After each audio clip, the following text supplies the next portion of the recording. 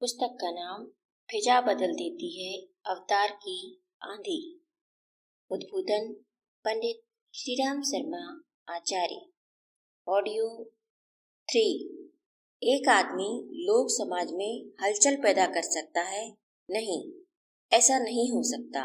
मित्रों, फिर यह हलचल कौन पैदा करता है? नया जमाना कौन लाता है? एक हवा आती है, ठीक है। गुरुजी कहते हैं कि एक हवा आती है। नहीं बेटे, अकेले गुरुजी के कहने से कोई फायदा नहीं है। वास्तव में जब इस एक ही बात को असंख्य व्यक्ति कहते हैं, उसका समर्थन करते हैं कि हाँ ऐसा होना चाहिए, तब इस बात को आवाजें हलक को नक्कारे खुदा समझो। जब हलक से आवाज निकलती है तो वह नक्कारे खुदा है। जब हम कहते हैं कि हम नया जमाना लाएंगे, हम मनुष्य के भीतर देवत्व की स्थापना करेंगे, हम संसार में पुनः स्वर्ग की स्थापना करेंगे, तो यह कौन कहता है? मैं नहीं, हम कहते हैं। हम और आप सब मिलकर के जमाने को मिला करके एक हवा है, एक दिशा है। ये कौन है? ये भगवान है। जब कभी एक ठिकाने पर ये हवा पैदा होती है, जिन आदर्शों को पैदा करने के लिए यह आंधी तूफान पैदा होता है, हलचलें पैदा होती हैं, तो आप समझ सकते हैं कि इसके पीछे भगवान की हवा है, भगवान की प्रेरणा काम कर रही है, भगवान का अवतार काम कर रहा है। इसी को मैं अवतार मानता हूँ। अवतार लोक शिक्षण के लिए क्या एक व्यक्ति के रूप में भी भगवान का अवतार होता है? भगवान का अवतार काम कर रहा है, इसी को मैं अवतार मानता हूँ। अवतार लोक शिक्षण के लिए क्या व्यक्ति के रूप में भी भगवान का अवतार होता है? चलिए अब मैं आपकी बात का भी समर्थन करने को तैयार हूँ कि व्यक्ति के रूप में अवतार होता है, साकार रूप में भगवान होता है। आप निराकार की बात पर ज्यादा विश्वास नहीं करते, अतः मैं आपको साकार की बात बताऊंगा कि भगवान लीलाएं करने आते हैं, व्यक्ति आता है। आप भगवान की कथाएं तो सुनते हैं, पर गहरे में क्यों नहीं जाते? भगवान की सारी लीलाएं, कथा गाथाएं इस बात पर टिकी हैं कि भगवान एक है। यह बात अलग है कि उसने लोक शिक्षण का तरीका क्या अख्तियार किया है। जब कभी भगवान के अवतार होते हैं तो प्रत्येक बार वह अपने आचरण से जन जन को शिक्षा और प्रेरणा देते हैं। लोक शिक्षण का यही सबसे जानदार और सबसे सफल तरीका है। मित्रों, लोगों के सामने बकवास करने की अपेक्षा, लोगों को उपदेश सुनाने या कथा सुनाने की अपेक्षा यह ज्यादा अच्छा है अपने लोगों के सामने जो उपदेश दिए हैं उसे स्वयं के जीवन में उतारकर बताएं कि हमने एक तरीके से जीवन जिया है। दुनिया में सबसे ज्यादा प्रभावशाली तरीका यही है। इससे बढ़िया और बेहतरीन तरीका और कोई है ही नहीं। आप इस तरीके से चलिए जिसे देख कर के लोग सोच सकें, समझ सकें कि जो सिद्धांत आप कहना चाहते हैं, समझना चाहते हैं, वे आपके रोम रोम में इस कदर समाये हैं कि आप इस तरह का रास्ता अख्तियार किए बिना जिंदा नहीं रह सकते। अगर आप इतना ज्यादा विश्वास लिए हुए बैठे हैं तो आपके विचार आपकी वाणी से, आपके और आपके आचरण से टपकने चाहिए। चलिए मैं तो यही भी कहता हूँ कि बिना वाणी के भी लोक शिक्षण किया जा सकता है।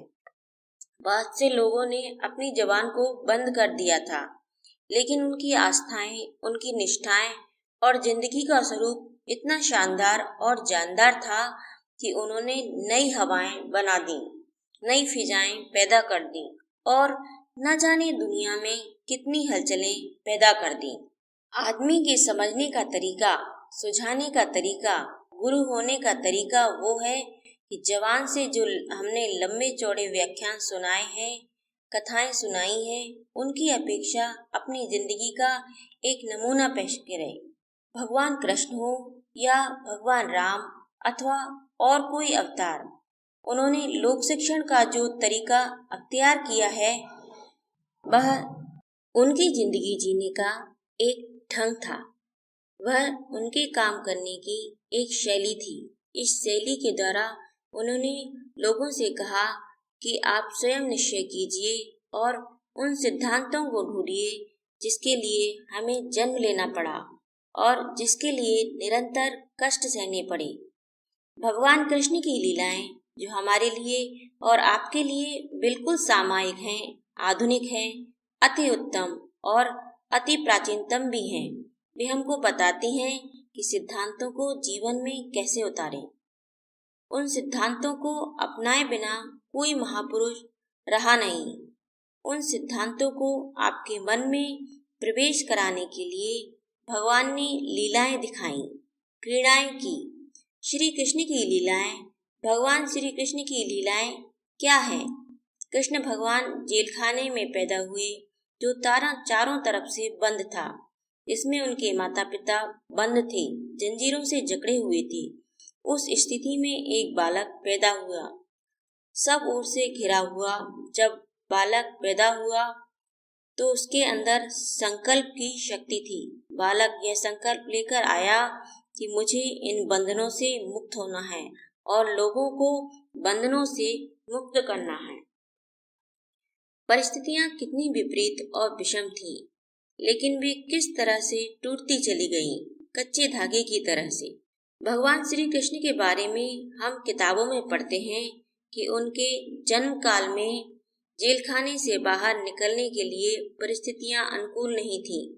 फिर भी भगवान के संकल्प से सारे पहरेदार सो गए, सभी दरवाजे खुल गए, जंजीरें टूट गईं और पिता उस बच्चे को लेकर सुरक्षित रखने के लिए चल पड़े।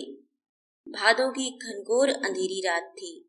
जिस तरह आज की रात बादल छाए हुए हैं, पानी बरस रहा है, गंगा में बाढ़ आई हुई है, कुछ ऐसा ही दृश्य उस समय रहा हुआ होगा।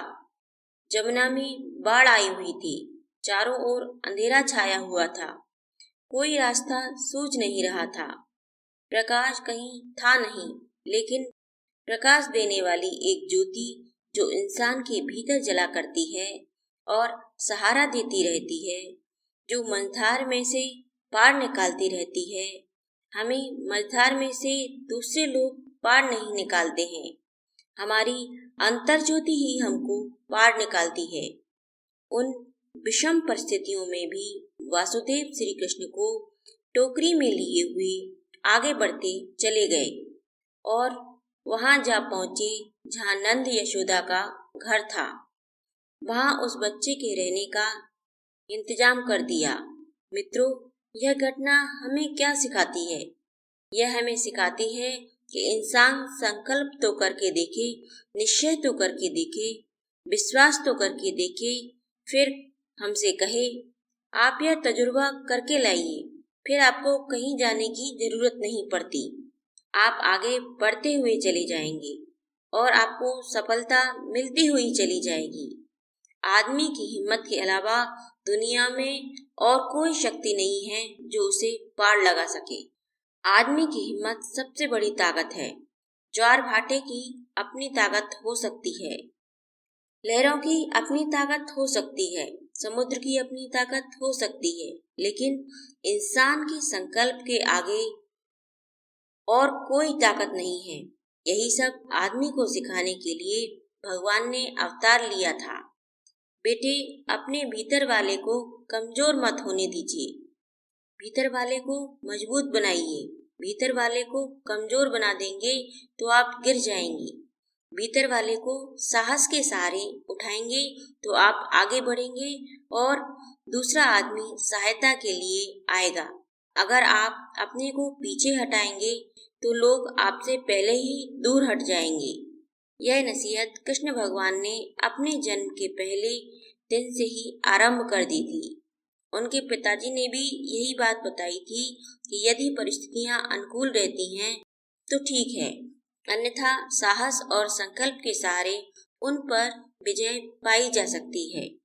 अगर आपका उद्देश्य ऊंचा है और आपके अंदर साहस का अभाव नहीं है तो परिस्थितियां आपके प्रतिकूल हो ही नहीं सकती। अगर आपका उद्देश्य नीचा है और आपके अंदर साहस का अभाव है तो फिर आप गिरे या मरे मरे ही समझना चाहिए। बेटे, यदि आपका उद्देश्य ऊंचा है, साहस आपका ऊंचा है, तो आपको सहायता देने के लिए सारी देव शक्तियाँ आगे आएंगी, चाहे कितना ही आपके मार्ग में अवरोध क्यों न हो। सारी सहायता आपको मिलती चली जाएगी। जन्माष्टमी का शिक्षण। आज जन्माष्टमी के दिन यह है शिक्षण नंबर 1, जो भगवान श्री कृष्ण ने, उनके पिता ने अपने घटना के द्वारा, अपने क्रियाकलाप के द्वारा हमको दिया है। हम और आप तो बकवास करना जानते हैं और व्याख्यान करना जानते हैं, लेकिन भगवान ने जो उदाहरण प्रस्तुत किया वह कितना शानदार है। देवकी इतना नहीं कर सकती थी, वासुदेव भी इतना नहीं कर सकते थे कि कंस का मुकाबला करें और उसे मार डालें। वे सामर्थ्यवान नहीं थे, शक्तिवान नहीं थे, विद्वान नहीं थे, नेता नहीं थे, लेकिन साहसी थे। किन्हीं अच्छे कामों के लिए आप भी साहसी बन सकते हैं। रीछ बानरों के तरीके से अच्छे कामों में सहायता कर सकते हैं। रीछ और बंदर रावण को नहीं मार सकते थे, पर लंका जाने के लिए समुद्र पर पुल तो बना सकते थे। गिलहरी ज्यादा काम नहीं कर सकती थी, लेकिन समुद्र में मिट्टी तो डाल सकती थी। ठीक है, जो आदमी जिस हैसियत में रहता है उससे आगे बढ़कर दूसरा काम नहीं कर सकता, वह अगली पंक्ति में नहीं खड़ा हो सकता, लेकिन अच्छे कामों में सहायता तो कर ही सकता है। गाय चराने वाले ग्वाले मामूली आदमी थे। उन्होंने कहा, ठीक है, हम ज्यादा तो नहीं कर सकते, लेकिन भगवान का उद्देश्य पूरा करने में अपनी लाठी का सहारा तो दे ही सकते हैं। अगर आप प्रेरणा लेना चाहें तो आप इनसे प्रेरणा और श्रद्धा ले सकते हैं। भागवत की कहानी कही जा रही है और लोगों द्वारा सुनी जा रही है। कहते हैं इसको सुनने से बड़ा भारी पुण्य मिलता है। बेटे, कहानी कहने और सुनने भर से कोई पुण्य नहीं हो सकता। पुण्य केवल उस स्थिति में होगा जब आप उससे प्रेरणा ग्रहण करेंगे, जीवन में उतारेंगे, प्रवेश करने देंगे और उसे बाहर अपने क्रिया कृत्यों में, व्यवहार में प्रकट होने देंगे। इससे कम में कोई पुण्य नहीं हो सकता। इसलिए मित्रों, भगवान की क्रीड़ाएं, लीलाएं हमको शिक्षाएं देती हैं, शिक्षण देती हैं, संघर्षों से लोहा लेना सिखाती हैं। मित्रों, संघर्षों से आदमी समर्थ होता है, संघर्षों से आदमी की श्रद्धा निकलती है। गुरुजी, संघर्ष आते हैं तो हमारे ऊपर बड़ी मुसीबत आती है।